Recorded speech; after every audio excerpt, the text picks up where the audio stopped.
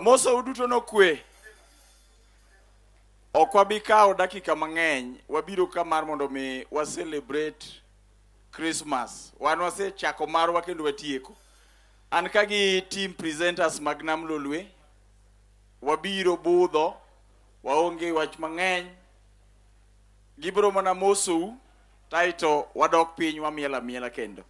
An koda Walter Odinde Iluongani Walter Odinde nyakwar mabende jasoba Woodluck Nyero askofu mwinjilisti wa soka. Hallelujah. Radio Namlolwe in charge of sports. Akelo kendo chenro machielo miluongo ni machiegni pacho sa 10:30 nyaka saa 2 mano mar otieno. Arwako kabisa eroruka mana henya. Amoso uniyo imore urute. An Evans Odhiambo in charge of news Radio Namlolwe. Molio Loma Kochilo doing the afternoon program Yamoloko and Ngeso Makende on Saturday. Amoso ni okwe. Nyinga Felix Adero atimo news. Merry Christmas and Happy New Year. Amoso anilongani Dona Kamia akelo ni weche magohala. Asante sana. Donna Bende is in charge of our social media. Oimore uru. Ronaldo Gutu, news presenter.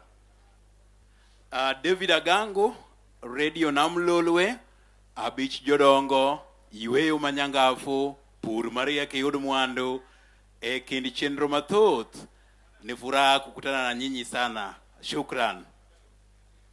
Kumjomo wacho Kiswahili duto Agangwe ma oloji te etaundi ni Kisumu gi Kiswahili. Deva Agangwe asante sana. Nitenga modong wantiege jal machielo ni yawo moyieng yote.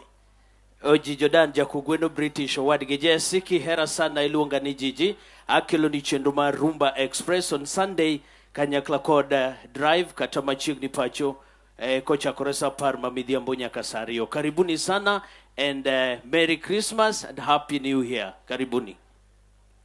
Thank you. Wan gi Bruno come. Amoso uduto niyo imore anilonga ni Otieno Bruno Radio Namlolwe sulura tegwa kuna kulala tokoda kagi social media. Asanteni sana. Thank you. Okabikao dakika mokala 2 iluonga Fred Makagombe. I've been in charge of administration and advertisement Namlolwe FM.